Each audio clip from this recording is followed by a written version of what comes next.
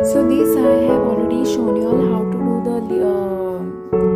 flower patterns in the video, meaning in the playlist I will put, okay, because in the live video I've already done this part.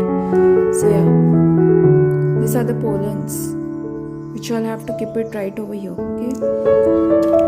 So apply a glue gun, stick it, and do like this, okay.